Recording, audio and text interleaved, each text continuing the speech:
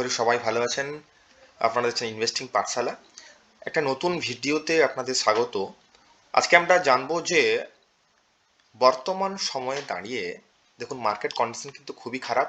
এখন যদি আমি ভ্যালুয়েশন ওয়াইজ যদি আমি সেক্টরকে নির্বাচন করার যদি আমি করতে চাই, ওকে, তাহলে আমরা দেখবো যে কোন কোন সেক্টর বর্তমান সময়ে একটা লোয়েস্ট ভ্যালুয়েশনে পাওয়া যাচ্ছে। ওকে, তো এটা কোনো বাই সেল রেকমেন্ডেশন নয়।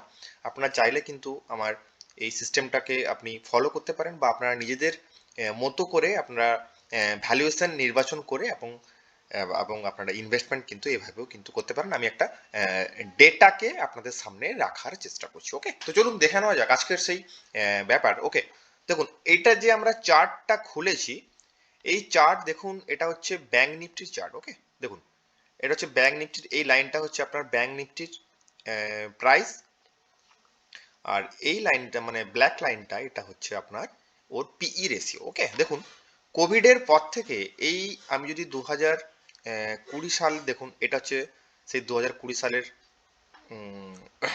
মানে প্রাইস এবং পি রেশিও দেখুন এক জায়গায় উপস্থিত ছিল। ওকে, দেখুন সেই জায়গায় দাঁড়িয়ে আজকে দেখুন প্রাইস কিন্তু বেড়ে গেছে।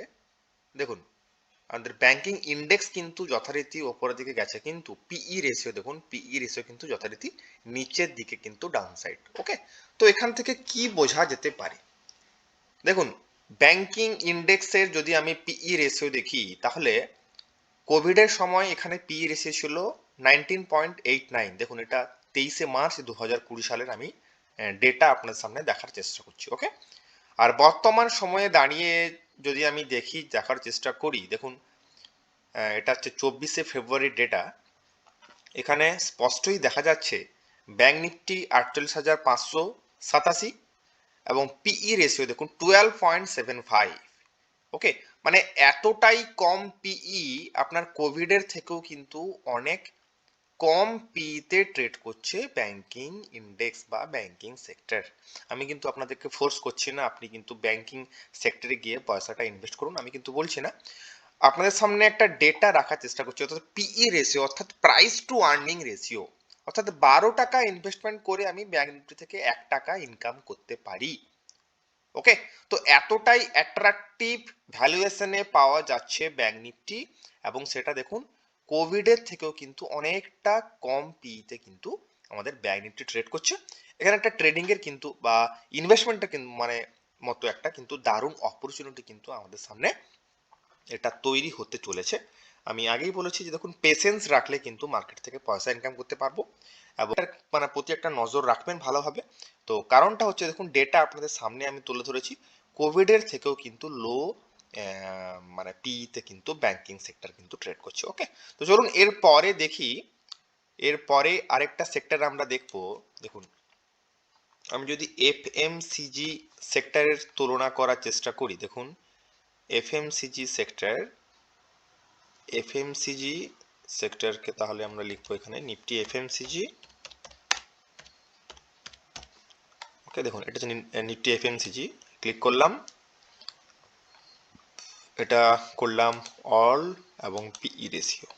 ওকে, দেখুন এখানে আমরা কি দেখতে পাচ্ছি, কোভিডের সময় দেখুন মার্চ 23, ওকে, এটা ছিল পিই ছিল 28.65, আর বর্তমান সময়ে দাঁড়িয়ে এখন পিই চলছে আপনার 42। ওকে, তো অনেকটাই বৃদ্ধি পেয়েছে, এবং এটা কিন্তু ক্যালকুলেশন ওয়াইজ কিন্তু ঠিকই মানে রয়েছে, এটা ডিসেন্ট আমরা আপওয়ার্ড কিন্তু দেখতে পাচ্ছি পিই রেশিওতে।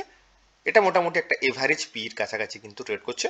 আর এখানে কিন্তু আপনারা প্ল্যান করতে পারেন, কিন্তু ব্যাংকিং সেক্টরের মতো কিন্তু এতটাও অ্যাট্রাকটিভ নয়। ওকে, তো এটা গেল এফএমসি সেক্টর।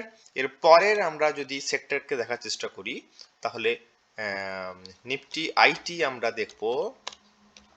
দেখুন নিফটি আইটি যদি আমরা দেখার চেষ্টা করি, ওকে, দেখুন নিফটি আইটি, তো এখানে এলাম না অল, এবং দেখুন এটা হচ্ছে আপনার ব্যাংকিং ইন্ডেক্সের সঙ্গে ব্যাংকিং পি রেশিওর কম্পারিজন, দুটো লাইন। ওকে, দেখুন কোভিডের সময়ে পাওয়া যাচ্ছিল 15 পিতে মানে নিফটি আইটি, এবং বর্তমানে দেখা যাচ্ছে 31। ওকে, দেখুন 31 পি তে কিন্তু ট্রেড করছে নিফটি আইটি। ওকে, তো এটাও কিন্তু একটা ডিসেন্ট এভারেজ বলে আমরা মনে করি।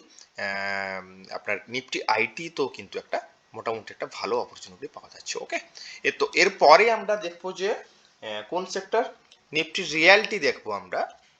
দেখুন নিফটি রিয়ালিটি ইন্ডেক্স, এখানে যদি আমরা দেখার চেষ্টা করি তাহলে অল গেলাম এবং পি রেশিও, ওকে, অল পি রেশিও, এবং এখানে দেখুন আপনার কোভিডের সময় যদি আমি দেখার চেষ্টা করি তাহলে এখানে আমাদের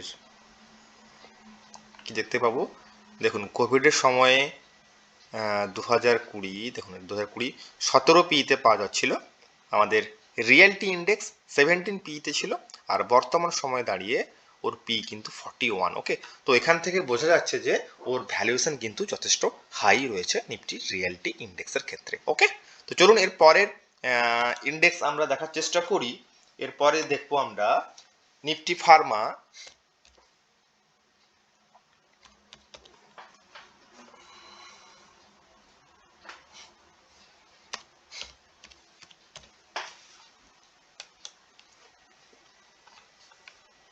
দেখুন নিফটি ফার্মা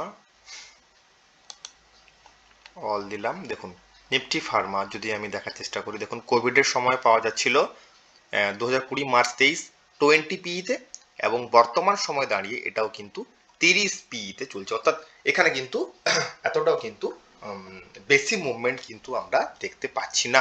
মোটামুটি ডিসেন্ট পিইতে কিন্তু নিফটি আপনার, এটা কোন সেক্টর, নিফটি ফার্মা সেক্টর কিন্তু একটা ডিসেন্ট পিইতে অবস্থান করছে। এখানেও কিন্তু একটা অপরচুনিটি রয়েছে ফার্মা সেক্টরে, একটা মোটামুটি একটা ভালো ইনভেস্টমেন্টের কিন্তু করা যেতে পারে। ওকে, তো দুটো আমরা সেক্টর পেলাম মোটামুটি ভালো, একটা হচ্ছে আমাদের ব্যাংকিং সেক্টর আর দুটো হচ্ছে আপনাদের ফার্মা সেক্টর। ওকে, তো আরেকটা সেক্টর দেখার চেষ্টা করি, আরেকটা হচ্ছে আপনাদের নিফটি হেলথ কেয়ার দেখবো আমরা।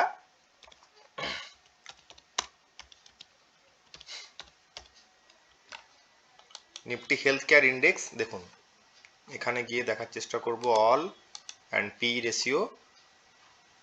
হ্যাঁ, নিফটি হেলথ কেয়ার সেক্টরও কিন্তু একটা দারুণ সুযোগ পাওয়া গেছে, কারণটা দেখুন কোভিডের সময় থেকে বর্তমানে দেখতে গেলে আপনার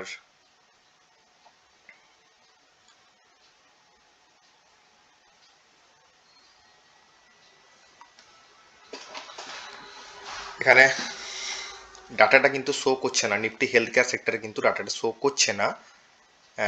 এটা কিন্তু 2006 থেকে 28 ফেব্রুয়ারি এখানে আমরা কোভিডের সময় কিন্তু এখানকার মানে কোভিডের সময়ের কিন্তু পিইটা আমরা পাচ্ছি না। মোটামুটি যদি আমরা কম্প্যারিজন করি, দেখুন 2022 সাল থেকে যদি আমি কম্প্যারিজন করি, 2022 সালে এর পি ছিল 38, আর বর্তমান দেখতে গেলে এর পি চলছে 34। ওকে, তো এটাও কিন্তু মোটামুটি একটা ডিসেন্ট পিতে রয়েছে, এভারেজ পির কিন্তু অনেকটা নিচে ট্রেড করছে, এবং এখানে কিন্তু একটা আমাদের অপরচুনিটি রয়েছে ইনভেস্টমেন্ট করার মতো। ওকে, তো আর একটা সেক্টর আমরা দেখে শেষ করব, সেটা হচ্ছে আমাদের কনজিউমার ডিউরেবল।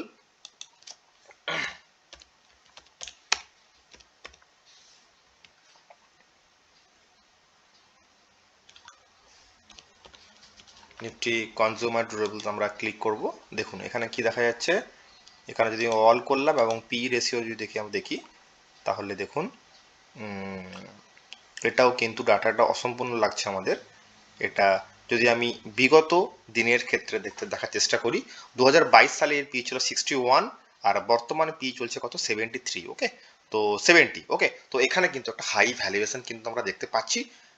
আপনার কোভিডের থেকেও আমরা কোভিডের রিপোর্টটা পাচ্ছি না এখানে, তবুও আমরা যদি দেখার চেষ্টা করি, আমাদের 2022 সালে কিন্তু 61 পিতে ট্রেড করছিল, বর্তমানে কিন্তু একটা হাই পিতে কিন্তু ট্রেড করছে কনজিউমার ডিউরেবল। ওকে, 70 পিতে ট্রেড করছে। তো এখানে কিন্তু আমাদের কনজিউমার ডিউরেবল যে ইন্ডেক্স রয়েছে, এই ইন্ডেক্স থেকে কিন্তু আমরা একটু বিরত থাকার চেষ্টা করব। ওকে, তো এই হলো মোটামুটি ভ্যালুয়েশন ওয়াইজ পি কে একটা দেখার কথার অর্থ হলো প্রাইস টু আর্নিং রেশিও দেখে কিন্তু আমরা যদি আমরা ইনভেস্টিং করি, একটা ডেটা যদি আমরা ড্রিভেন হওয়ার চেষ্টা করি, অর্থাৎ ডেটা দেখে যদি আমরা ইনভেস্টমেন্ট করার চেষ্টা করি, তাহলে তিনটে সেক্টর আমরা মানে পেলাম। একটা হচ্ছে ব্যাংকিং সেক্টর, দু নম্বর হচ্ছে আপনাদের হেলথ কেয়ার সেক্টর এবং 3 নম্বর হচ্ছে ফার্মা সেক্টর। মোটামুটি 3টে সেক্টর কিন্তু একটা ডিসেন্ট ভ্যালুয়েশনে রয়েছে, এবং কারণটা হচ্ছে এদের পি কিন্তু যথেষ্ট লো রয়েছে যদি আমরা কম্পেয়ার করি বিগত দিনের থেকে।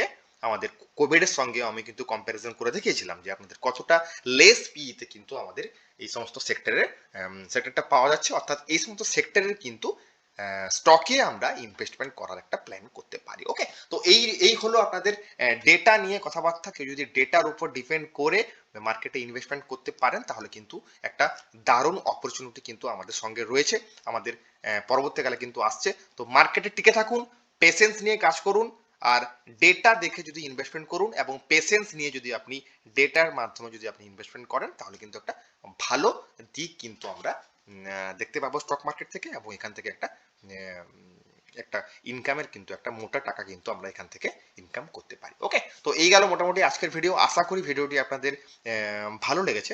যদি ভালো লেগে থাকে তাহলে কিন্তু একটা লাইক করতে ভুলবেন না। ওকে, তো দেখা হচ্ছে পরবর্তী ভিডিওতে। বাই।